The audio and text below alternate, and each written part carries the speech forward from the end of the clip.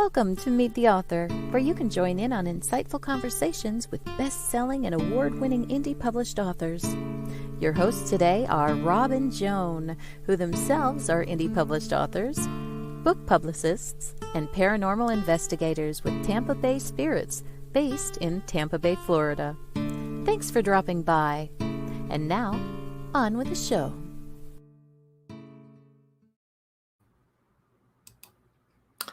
Hi, I'm Rob. And I'm Joan. I'm glad you're here. I'm glad everybody could come in. Welcome to our show. If this is your first time, I hope you enjoy it. And if you're a repeat viewer or listener, we're glad to have you back. We have two amazing authors with us tonight, whom you'll be meeting shortly. Don't forget, we're on WLFE-DB.com, where we also now stream live on TV. Variety Unlimited, LGBTQ Friends, and Paranormal Views. So there's something for everyone. Hello, George. Glad to have you here with us. Hello, George. Oh, hello, Paulus. We're also glad Paul Hollis is also here. Yeah. So it was from across the pond there, very late at night, Jan Domagala. Hi, Hello, Jan. Hello. Hello, Joan and Rob. I think I've been here before. I think you have been too. I think you have been too. Yes.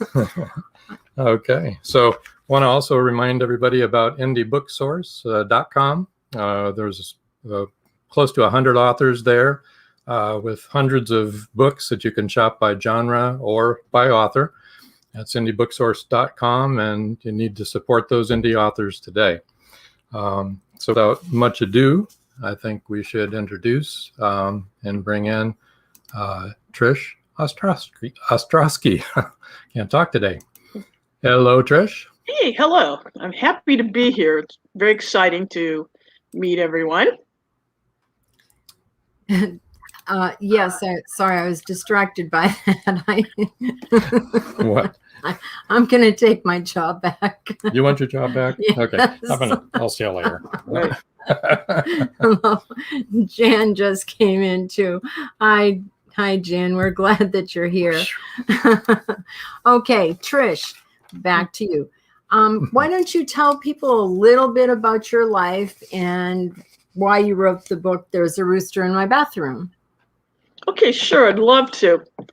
Well, I had a goal for a long time to write a book, and then I finally got around to doing it. I've had a pretty adventurous life. I grew up in Ohio and then went out to Los Angeles. I was involved somewhat in the entertainment industry and in theater. I was a playwright, also a theatrical reviewer, and produced an awards program too as well.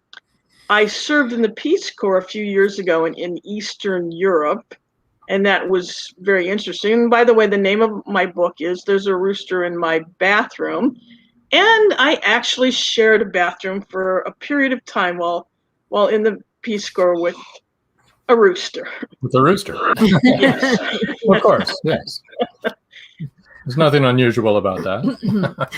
My book, it was a memoir, but it has a lot of life lessons. At the top of the show, Joan mentioned there's something for everyone in this show, and I think that it's the same is true of my book. There's a wide range of chapters and life lessons, walking the Los Angeles Marathon, being in the Peace Corps. I lost everything in the Northridge earthquake, condo car stuff, so that was a real rebound, but lessons learned. And I have a chapter about the meaning of life, and on book discussion groups, that's been a very popular topic. People discuss what they feel the meaning of life is. Yeah, that is a big topic, isn't it? Whoa, getting some feedback. Sorry about that. By the way, Joanne Urbank said hello to you. Trish said hello. Trish, a different Trish, a Trish Pipkins. Oh, okay. And Jan Domagala said hi to you, and Paul said hi to you, and Jan, as I said hello to everyone. Glad to have you. Well, what a friendly group, huh? Yes, we have the best audience ever. And they ask insightful questions and make great comments. And go ahead and comment all you want, people, because we love to hear what you have to say. And you can go ahead and ask Trish any questions that you want. And so you had said that, okay, here's your book. We'll bring that up. Now, this is really a memoir of your life, right? And all the Yes. things that you've been through. And actually, the whole title is There's a Rooster in My Bathroom, A Quest for Meaning in the Bathroom, the Bedroom, and Beyond. That was the boardroom. The boardroom. And beyond. Well, okay. Each chapter. I'm not going to talk anymore, guys. Yeah, okay. Take over here. I wanted to mention each chapter. When he said bedroom, I started to laugh. So okay. I'm sorry. Well, we know what he's got in his mind. It's only 7:00, but I wanted to say that each chapter, I have an inspirational quote at the end. Some are my own quotes, but some I've gotten from well-known people. I'm just going to share one with you. Dwell on the beauty of life. Watch the stars, and see yourself running with them. That's from Marcus Aurelius. Yes, quite a famous fellow. Yeah. So what made you decide to go into the Peace Corps? That was a big step at that stage in your life, right? Yeah, it was. Actually, I became interested in it when I was a teenager. And I revisited it later on in life, and I thought about it for a while. And then one day, walking home from the gym in Los Angeles, I decided that, today's the day. I went into the Peace Corps website and I saw that they were going to shut down applications in a couple of months. So I just had enough time to get all my ducks lined up and started submitting. And I remember I was listening to the Lakers game when I was submitting my last piece of that, and sort of everything went on from there. I was interviewed. You have to fill out a lot of forms and tell a lot about yourself, and it's a process. But then I got assigned, and actually, it's a funny thing. Today, in 2013, so June 2nd, 2013, I was flying to Philadelphia to be going over to the Peace Corps, an orientation there, and then the next day off to Eastern Europe in Moldova. So this is kind of an anniversary, so it works out very nice. Yeah, George, in my opinion, all Peace Corps members are unsung heroes who deserve far more credit as peace warriors than they receive. And I agree with that. And I thank you for those kind words. Yes. And that's true. What did you do there? I worked in community and organizational development. Actually, I was in a city, Derlesh, Moldova, which was right outside of the capital city, Chisinau. I'm not sneezing, that's the name of the city, but I was the first Peace Corps volunteer to ever serve there. So it was kind of pioneering. I was assigned to a new NGO, and one of their goals was English, the earlier the better. So we ran some English programs at a college. I visited a lot of schools. We also got a lot of programs going in the neighborhood. And I worked with a secondary organization that helped disabled children. Now, when I was in the 5th grade, I went to a Catholic school. And in the social studies class, there was a caricature, like a cartoon of the teacher at a board. And this was the Soviet Union. And there was a kid just like crying next to him. This is all a drawn picture. And it said in large letters, "There is no God." And so I was always curious, like, what would life be like in the Soviet Union? How would kids feel? And lo and behold, I ended up going to a former Soviet Union country. And one of the things I'm most proud of is that there's an organization, International Cities of Peace, that's based out of Dayton, Ohio. So one of my projects was to make my host city, Derlesh, to be an international city of peace. And I was very proud of that because of all the group effort that went into it. We put in a peace pole in a park, and it was the first city in the former Soviet Union to obtain that designation. So that made that little 10-year-old kid back in the 5th grade in Ohio, very proud. You just never know what life is going to take you to. it sort of came around full circle to that. So I'm very happy about that. And it did a lot for the community too. That's amazing. Yeah, I'm getting a lot of feedback. Oops, sorry. Yeah. Okay. Are you hearing it in the audience? I don't know whether they're getting the feedback. Maybe if I sit forward like this. Yeah, it doesn't seem to yeah, matter. It's when Yeah. I'm in front of the microphone, I think Right. that's when we get feedback off of your computer. Hello, Ted. Trish hears the feedback. Trish hears the feedback. Trish Pipkins does. Hello, Ted. Ted is our station manager. Glad you could make it today, Ted. Glad to have, a little feedback, but it's all good. I think when I leaned Jan, okay, people are hearing. Thanks for letting me know. Is it better now, though? Sounds better to me. I'm not hearing it now. Yep, everybody was hearing feedback. All right. Thanks for the feedback and the feedback. I just have to sit like that. That's the only thing. All right. Another thing that I wanted to talk, come on, the Peace Corps is the most amazing thing, I think. And thanks, Paul. And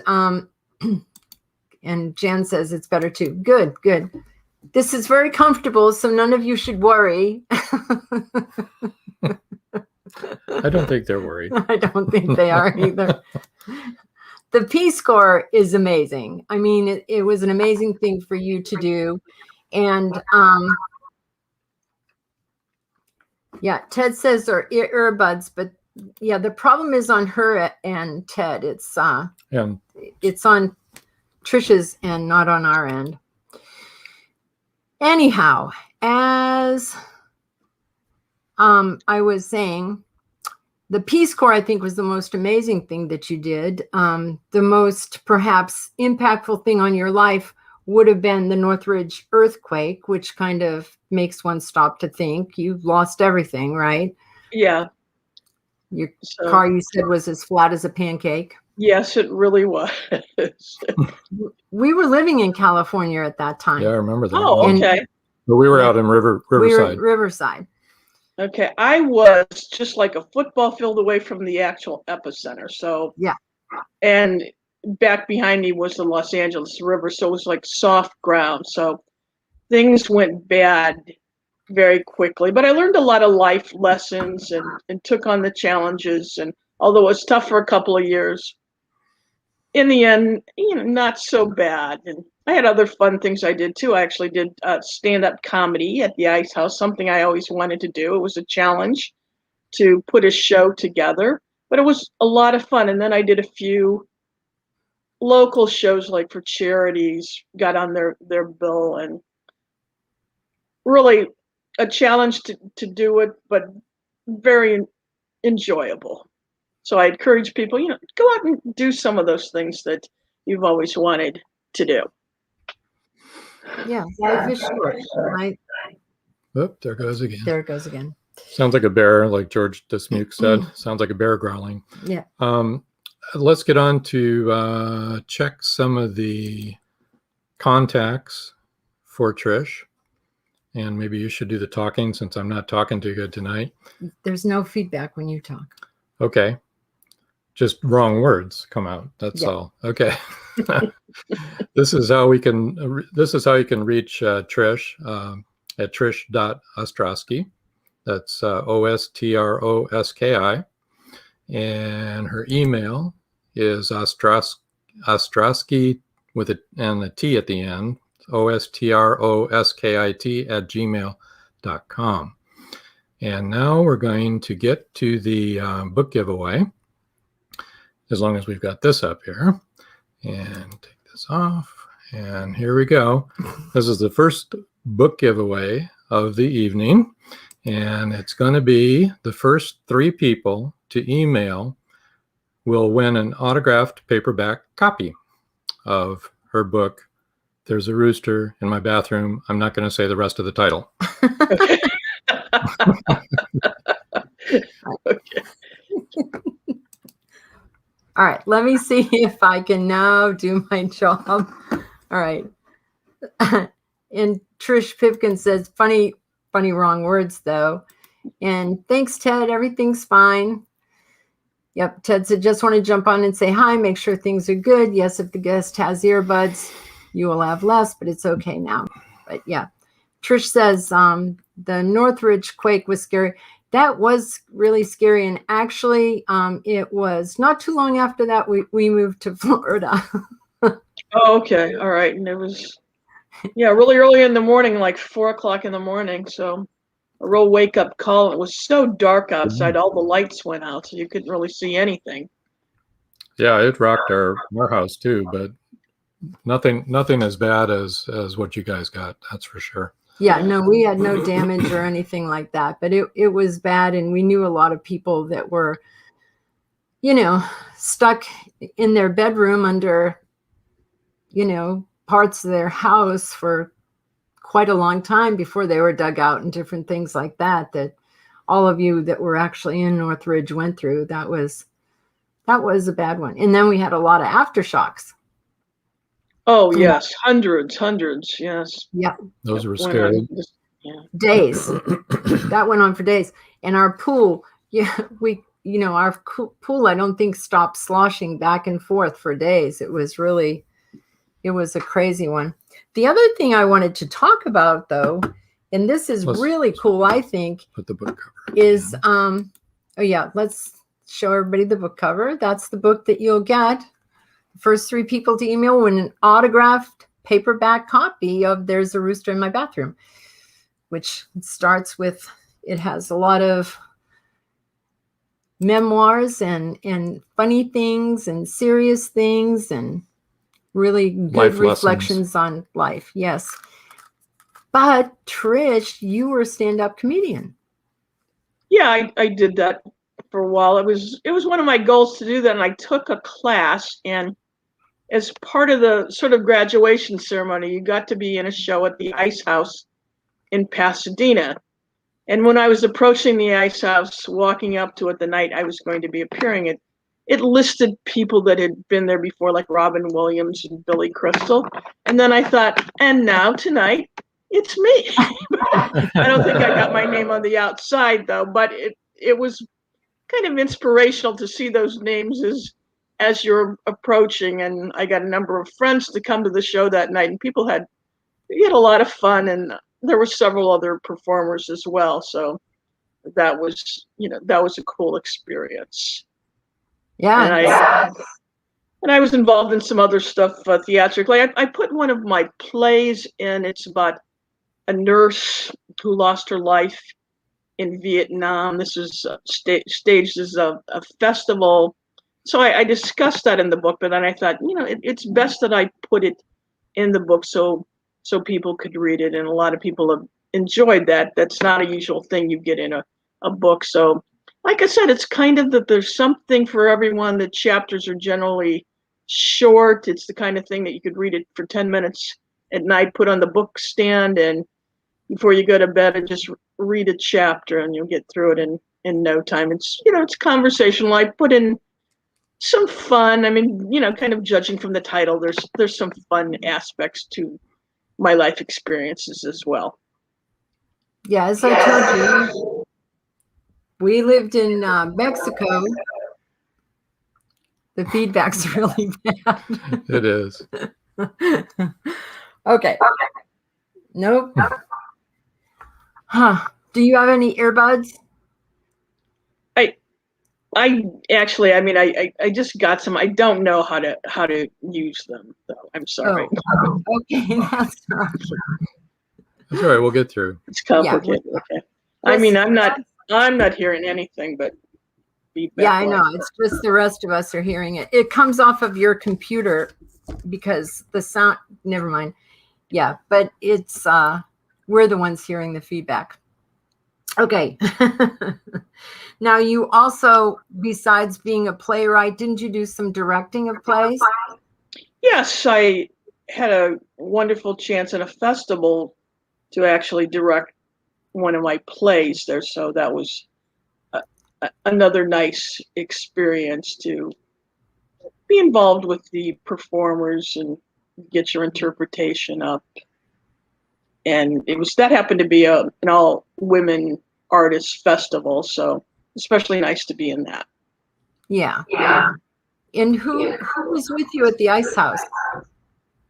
Well, the other performers, I don't really remember. I mean, there's some people that were in my class. I do remember that there was one performer that he was 80 years old and people really loved him. Wow. That I don't think I'd want to try stand-up comedy at this stage of my life, to tell you the truth. So that was brave of him. Also, I don't know if I'd go to the Peace Corps at this stage of my life either. So that was brave of you. And you accomplished a lot. And I feel that going as a more mature person, things just worked out better, that I had more to offer. I had more life experience and ideas, and I was treated with great respect. The students were really wonderful, and the people appreciate that you've come all that way and are helping their community. And as I said, I was first Peace Corps volunteer in the city I was in, so they were especially happy to have a volunteer there. That's good. Now, what else have you done besides writing There's a Rooster in My Bathroom? Didn't you co-author some other books? Yes, I had like chapters in a few other books. There's one coming out soon that it's a collection of stories by a variety of authors. I don't have an update on the exact title and when it will be coming out. I know in the next month or two it's going to be out. I'm also a hypnotherapist too. I worked in advertising in Los Angeles, and then, well, I tell a story about losing my job, but you get the freedom to go on and pursue other things in life. And it's at that time that I took hypnotherapy training, and I work with people and hypnotizing them. But it's wonderful to help people overcome their issues and get to a new level in life. And it's been very rewarding. And I'm doing that here now too. I have a small office nearby. Trish has a comment. She says, I love what you said about going out and doing things. I need to just get out there and do it, even if I don't feel confident. Yeah, well, also from another Trish. So yeah, that's right. So it's what you're saying. There's inspiring. Just do it. Just go out there and do it. And it's often not as complicated as you think, and you'll be happy that you stepped forward and made the effort. I mean, that's kind of what life is all about. Sue Pearson, agree, Trish. Hi, Sue. Welcome to the show. We know you're having surgery tomorrow, so our thoughts are with you. Thanks for dropping in. At least maybe it'll take your mind off of it. So, I think that hypnotherapy is really interesting to me. I've never been hypnotized. I don't know if I'd want to be hypnotized, but I think that I would like to. But it can help you overcome like smoking and, fears of doing things. And right? Can't you do all of those things through hypnotherapy? Yeah, I mean, I've worked with people on all those things you've mentioned, even stage fright. I had a client once who came in, she was 59, and she decided in the session, although she hadn't even thought about this before, that she wanted to put together a play and tell about her family's issues. There's some mental health issues.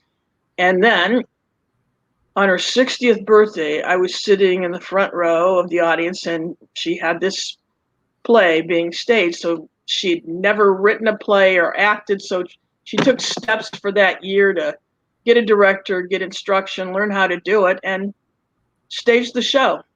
And it was a success. So, and I had another woman who was interested in art. It just sort of came to her in the session, and right away she got into an art class. She wanted to paint, and then it was 3 weeks later, she had a little showing of her work, but it was something just inside of her that was dying to get out. And the hypnotherapy process helped her release that and made her very happy and feel very creative and was very excited about her life. There was just something missing. Oh, that's really wonderful. You know, it's sort of like meditation, isn't it? Because if Yes, you it's, meditate, it it's can be very almost meditative and relaxing and s- and stress free. I mean, I give the session that people are in a reclining chair and just sometimes they just don't even want to get out of the chair. It feels so good, but everybody sort of gets that stress reduction and they feel better and it gets them to a new place in life, how they think, just a bit of a switch up, and it makes a big difference. The other Trish says, Trish, what are you still wanting to do in life? What are your future goals? Well, very good. It just recently, I started to pitch a movie that's based on a true story about a basketball team. I feel like it's up there with Hoosiers in its content and inspiration, but I'm on ground one. I mean, I'm on a baby step on that right now. I'd like to publish a couple more books, and I'm working on having some information and classes online. I'm still on a baby step on that too, but I think in a few months I'll be getting some information up online, and I'm looking forward to that journey. I like to keep busy and have other goals because I think it keeps you young and active and involved and makes a great deal of difference in one's life. Can you share a little bit about what books you want to be writing? What I'm going to be writing? Well, I'm kind of debating that. I do want to write a children's book. I have an idea for it. It's something that I wrote in college years ago. My working title on that now is the May Day Freckle Party. Actually, it's sort of about myself. On May Day, I went down because my aunt told me that if you go down and get the dew from the grass, you can put it on your freckles and your freckles will go away. It didn't work, but but kids have that sort of thing that maybe something bothers them and makes them feel different. So I'm concentrating on that one to be my children's book. And for another book, I have a couple ideas, but I want to flesh it out a bit more before I talk about it. I had a lot of freckles when I was a kid, and I had red hair. And my grandmother told me that the freckles were where all the angels kissed me before I was born. Oh, well, that's a nice thing. So then I was like, oh, good. Yeah, and then my freckles didn't bother me. and then one day my freckles went away, and I think I kind of missed them. Exactly true. I miss mine. I just wanted to say again that the book giveaway is the first 3 people to email will win an autographed paperback copy of Trisha's book, There's a Rooster in My Bathroom. And her email is Ostroskit. So it's OSTROSKIT, which of course means Trish Ostroski. And it's at gmail.com. So say that again. I'll say that again. OSTROSKIT at gmail.com. And you can find Trish on trish.ostroski. If you just look for her on facebook.com, you can find her there. Okay. And indiebooksource.com. Yes, Indie Book Source, like all of the authors that actually said hello tonight. They're all on indiebooksource.com. And remember, if you read a book and you like a book, would you please give the author a good review? It helps all of us a lot. We have one more comment here. George says, George already emailed her. Hope I was one of the first 3. Good luck. Yay, George. Trish said, I did want to mention for anybody else, I mean, I realize that some people might be out of the country, that my book was the online book of the month in April, and I reduced the price on the ebook, and it's still reduced. So if it doesn't work out for you, paperback, and maybe you're out of the country, that could probably help you out. But thank you so much. Yes, we do have a lot of people that listen out of the country, actually, and that watch. So we're at our time where we have to take a break, and we need to do some commercials. It'll take 3 to 5 minutes, And when we come back, we'll have Lillian Brummet on. And so sit tight, everybody. Don't go away. There'll be another book giveaway in the next half hour. Thank you.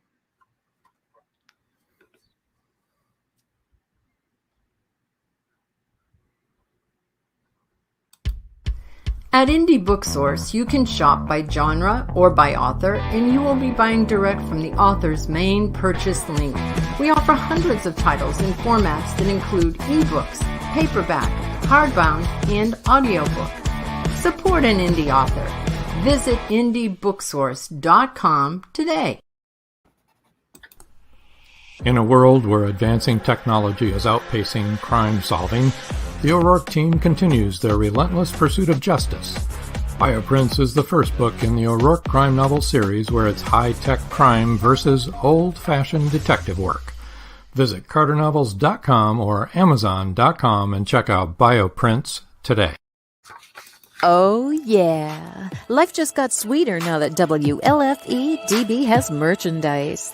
Show your support by purchasing your t-shirts for WLFE, Paratalk Radio, Inside the Drag Closet, and more. But it doesn't stop there. T-shirts, coffee mugs, tanks, buttons, cloth bags, and more. Go to WLFE-DB.com. On the top bar, click on the merchandise tab and bam, there you go. You got merch. Support the shows. WLFE-DB.com. WLFE Digital Broadcast Network presents Variety Unlimited Television. Watch shows like Meet the Author Podcast, The Bipolar DM, Just Cindy, Card Pulls and Coffee, Unfiltered Talk with Bryce, and more. That's right, our shows are your shows on WLFE Digital Broadcast Network. And now, back to the show.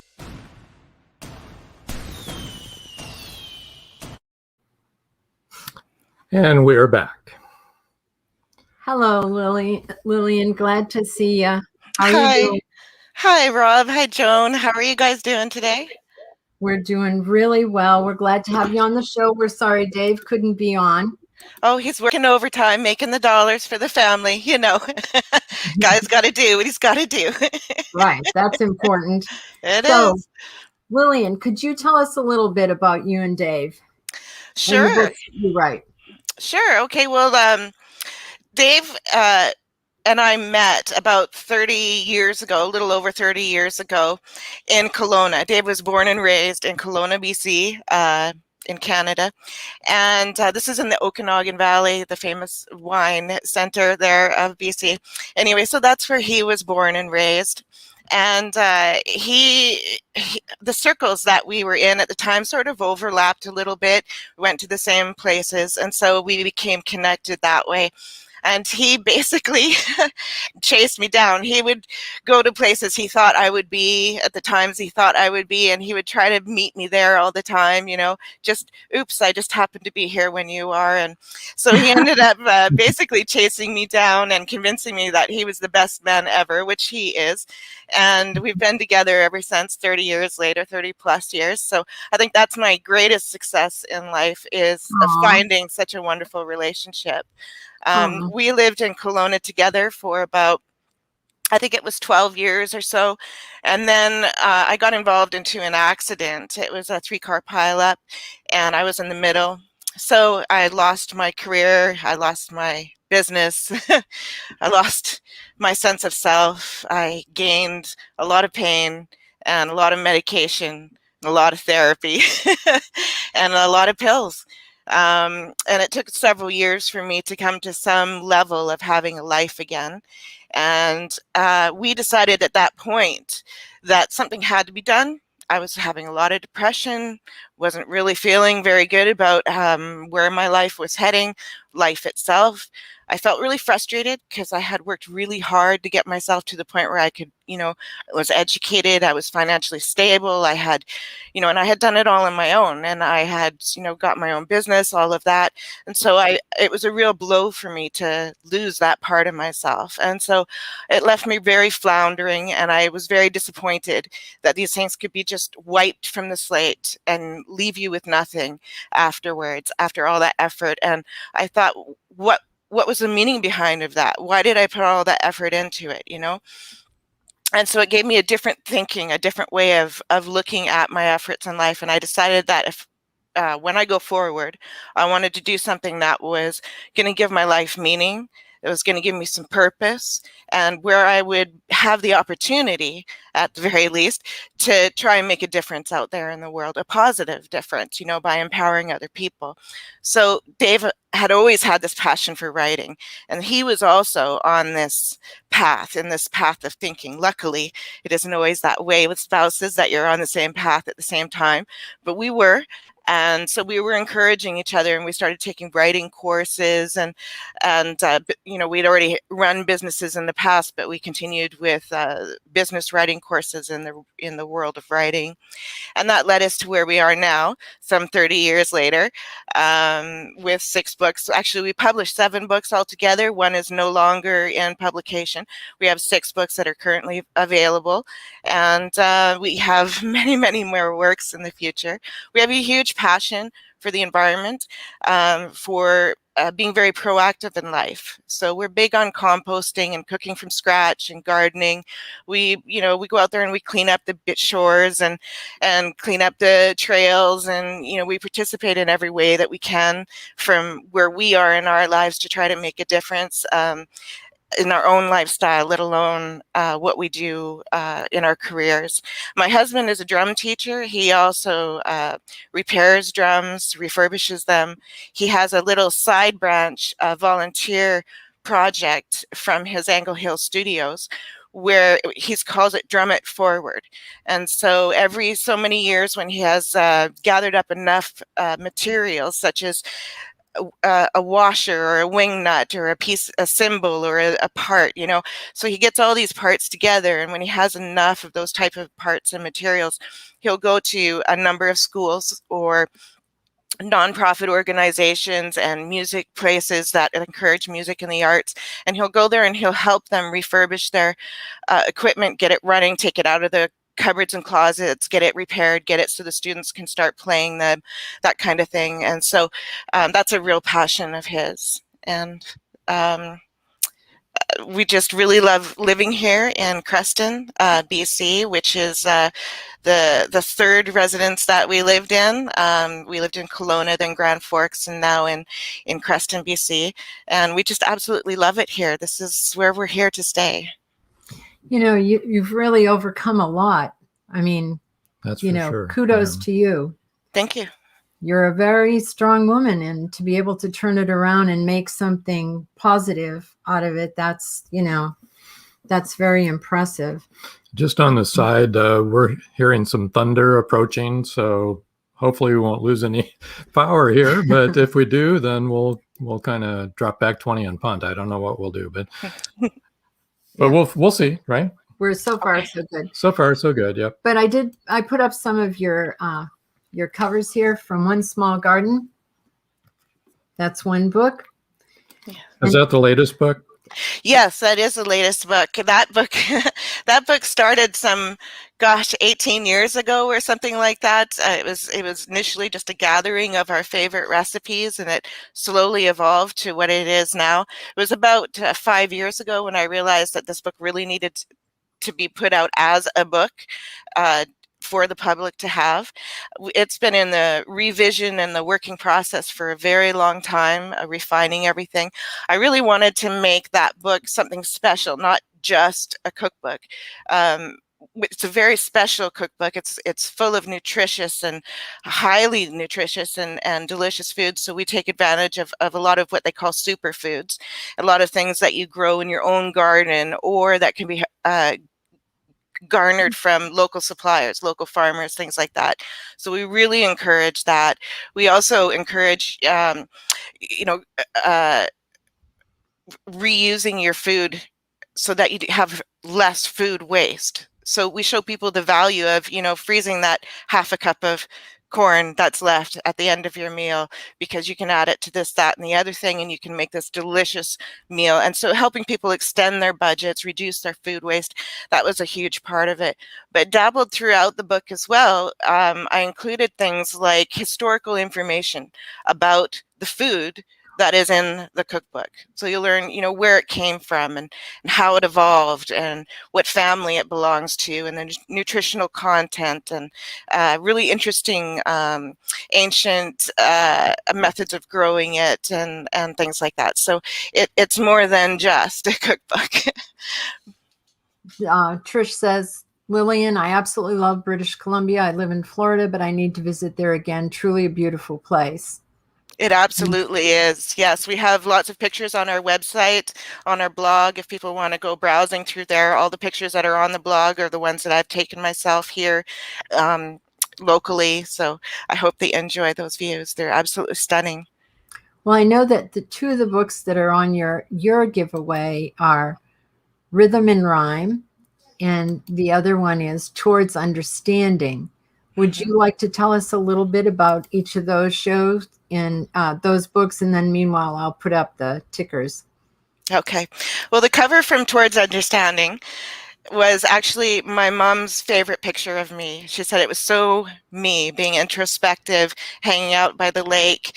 I was very much a solitary, deep thinker for most of my life, and she just said that was just so me. And my husband liked the idea of putting my name in the sand because, leaving your mark, your footprints, what you leave behind. And that was the reason why I wanted to write that book. It was really scary to write that book, I have to say, because the poetry in it is raw. It's real. It's filled with emotional pieces. It'll take you on the journey of my journey, of a young woman's journey from being on her own at the age of 14, just before I was 14, and evolving into my 20s when I had achieved, as we spoke before, I had gotten my education, I had built up my own business, and then I got into the car accident. So it takes you through that phase of my evolving through the damage that that was a part of me from my past, from the childhood that I had. So when my mom got married 5 times in her lifetime. Her 5th marriage was her happiest. So thankfully she had that. But we moved 13 times before I was 8 years old. So, these kinds of upbringings, right? My mom wasn't terribly nurturing, and she made a lot of poor choices with her boyfriends and husbands. And unfortunately, a few of them were abusive to her kids, including myself. So both my brothers were on their own when they were 16. I was on my own when I was 14. It was later on in life, in my 20s, when I was able to become friends with my mom on a different level, not as mother and daughters, but we bonded on other levels, mostly about gardening. My mom was passionate about gardening. She was a master gardener, and she also ran a hobby farm in Kelowna, market garden hobby farm, where they specialized in rare and endangered species. And that grew my passion for making a difference with gardening, with seed saving, and getting involved in those types of organizations. Well, that was you really are an overcomer. You're a survivor.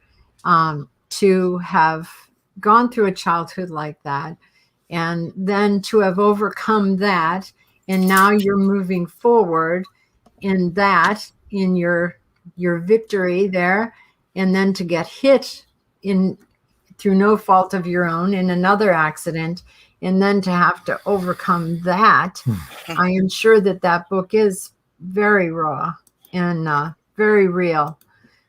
Jen said, "You're a strong woman, Lillian. Thank you for sharing those personal bits that formed who you are." Absolutely. I agree, Jen, 100%. And Trish Pipkin says, "Lillian is a victor. I love it." And that's the truth.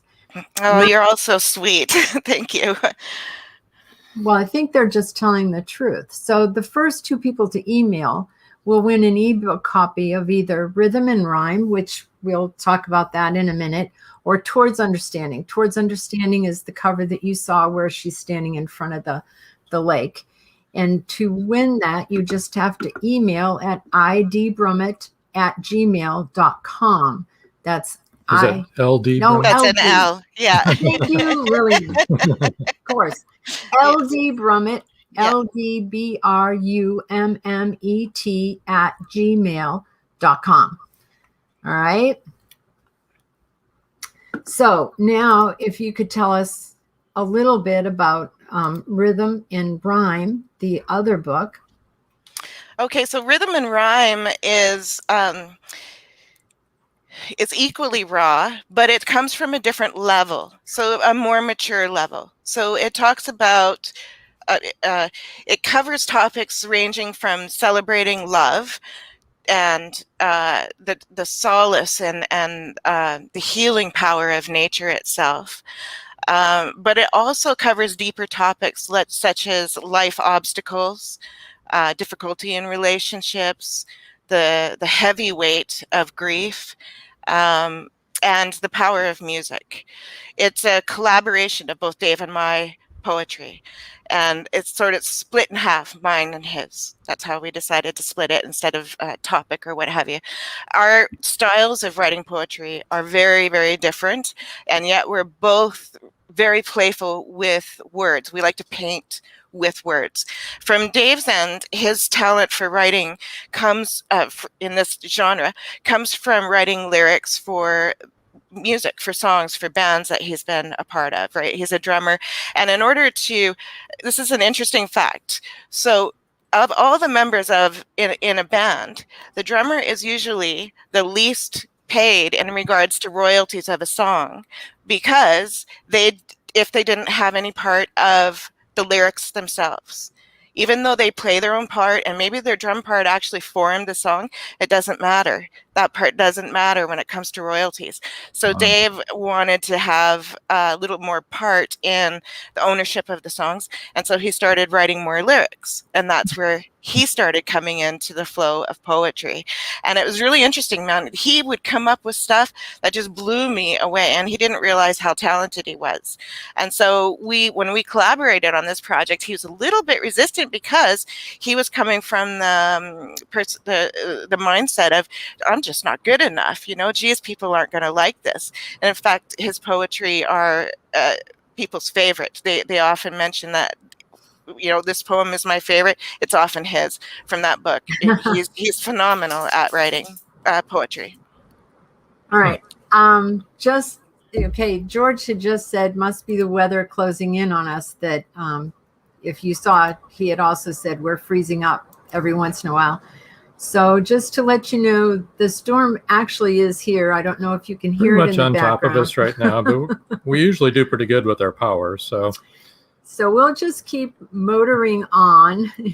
And I didn't mean to interrupt what you were saying. Should we go through the contact information? Yeah, I want to go through your contact information so people know how to get in touch with you. On Facebook, it's Lillian.Brummet. All right. And at Twitter, it's Twitter @Brummet.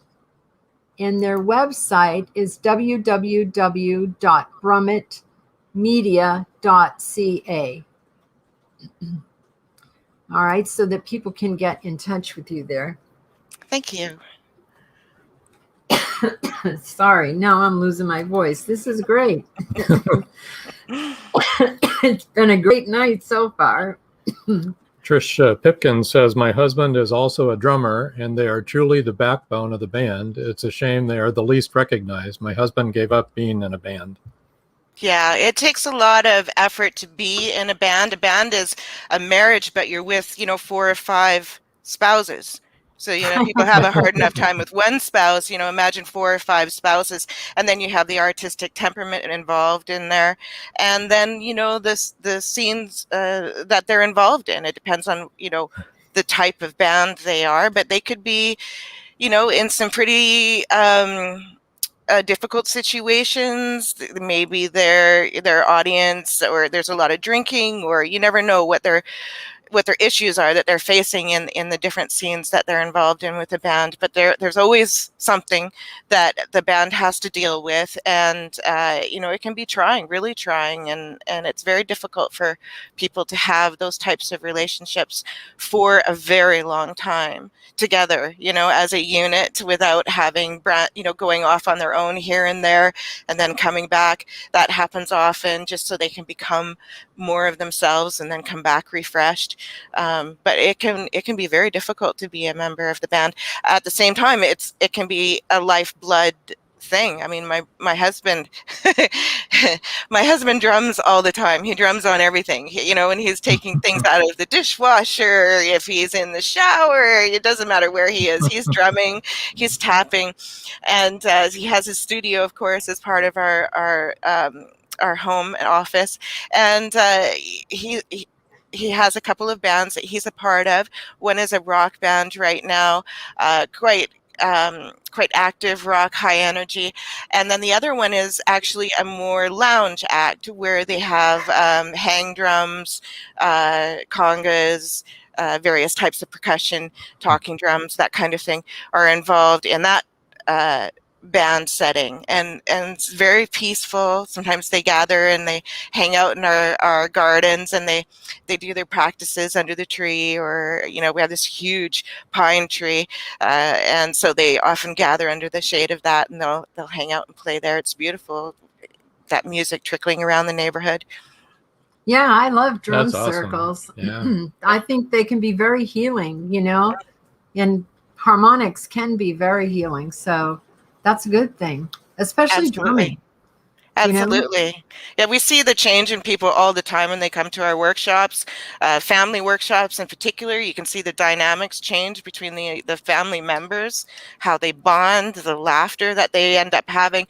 We've had mothers come with their children that are in the rebellious stage, and then they're kind of not wanting to do it, and they're sort of and then they get into it, and then by the end everybody's laughing and giggling, and they can't wait to come back for the next one. And you can really see the change in the dynamics of the group itself, as well as the individual who ends up gaining confidence. They end up become physically better. We have a few people who have who bring dementia people by to help them with their dementia issues.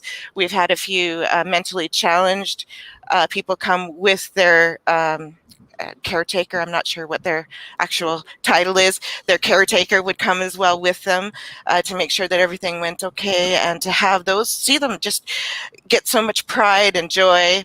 This one lady, she was so cute. She was very shy about drumming, and this mentally challenged lady, and she left the studio. She kept on saying, "I could do it. I'm good at this. And she was all proud of herself, and it just gave us such a thrill to see that change. Drumming is a healing tool, absolutely. Yeah, I know that all kinds of music can be very helpful to some children and adults that are on the autism spectrum also. Mm-hmm. It's very important. Some of them respond really well. It's great for stress too, because it puts you in this meditative stage where you're in the now. And you're listening. You can't be thinking about things, because you're listening to the dynamics of the group. When are you going to come in? When are they going to come in? And what part you're playing? And are you playing it on time? Those kinds of things are going on in your head. So your head is just firing off. All these synapses are just going like crazy in your brain. And that's really healthy for your brain.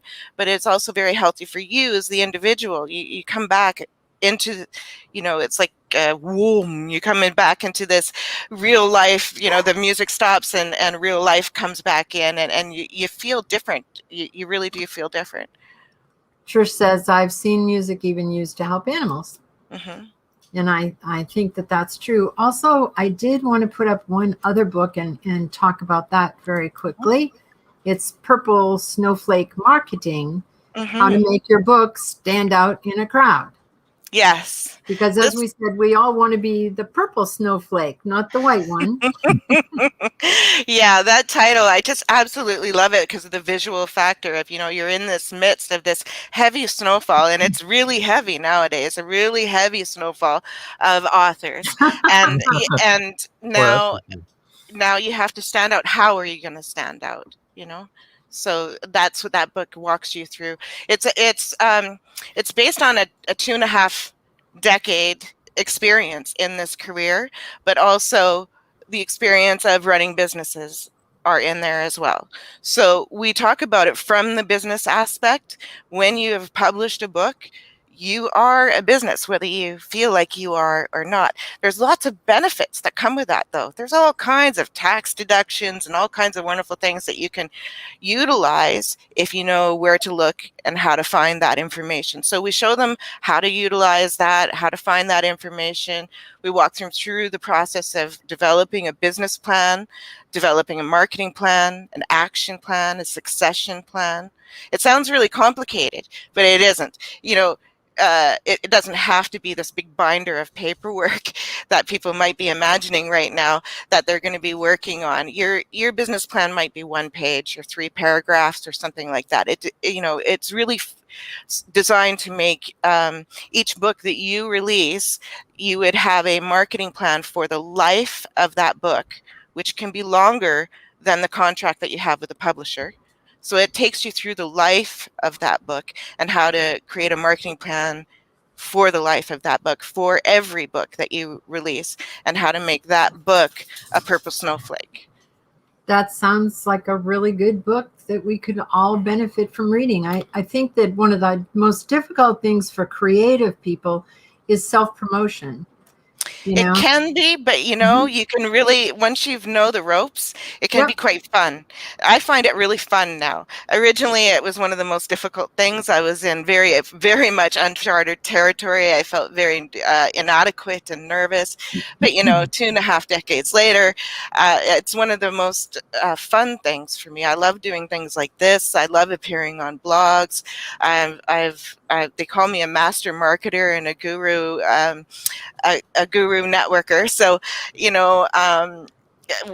it's just something that I really enjoy doing now. When we released the cookbook, it was released officially in February. It was available for people to purchase. So as of that moment until about mid-May, using the Purple Snowflake marketing techniques, we were able to get into 38 different media. We were either interviewed or mentioned or featured in some way in 38 different media. And then plus we got into the Creston Card and Stationery Store, which is stocking our book.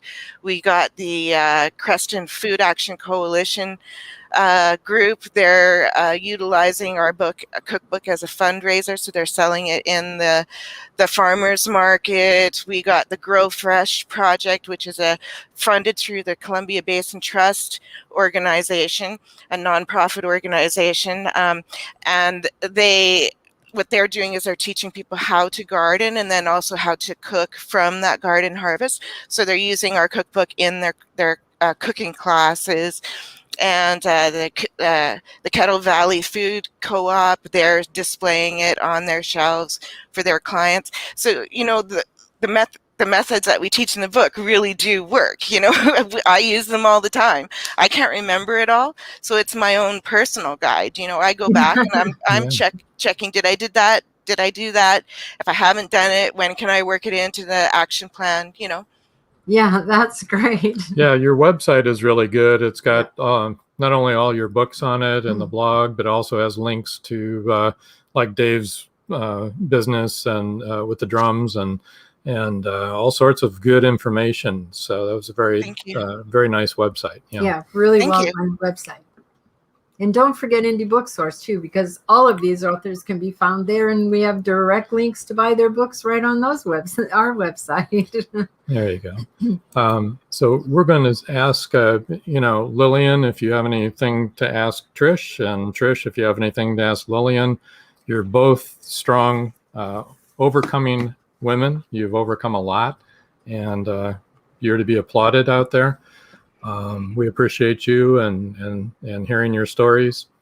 So if you guys have any questions for each other, you want to talk to each other about anything, feel free to. I just want to say it was really wonderful to have you both on tonight, and you both have overcome so much and now are giving back so much that, I'm really impressed, and just, hats off to you.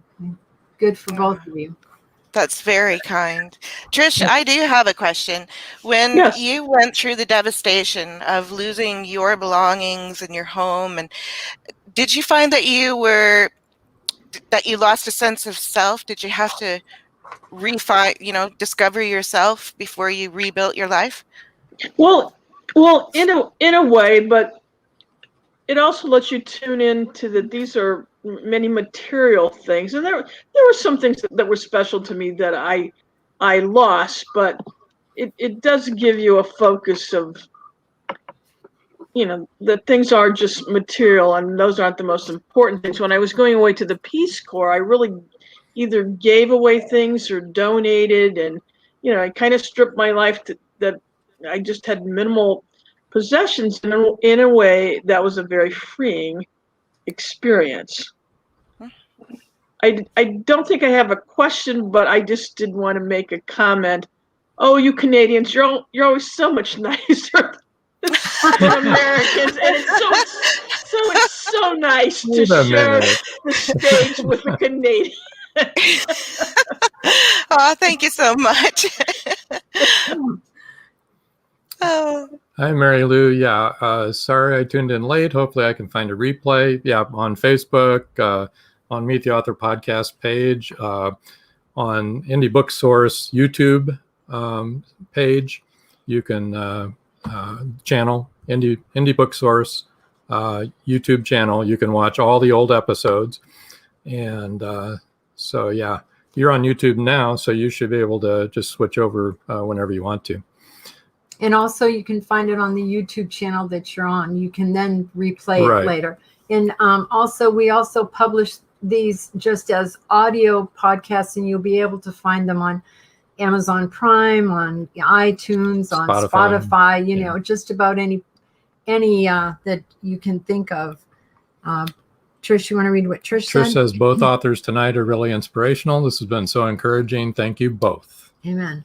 And Paul Hollis says, excellent interviews. Thanks so much to Trish and Lillian. Thanks, John and Rob, as always. Thank you, Paul. And appreciate your... Paul Hollis is the author of the Hollow Man series, and he's led a very fascinating life and has been all over the world also. He's in episode 2. He's in episode 2 if you want to hear his podcast story, because he was an undercover agent and he helped bring terrorists down. And that's the truth.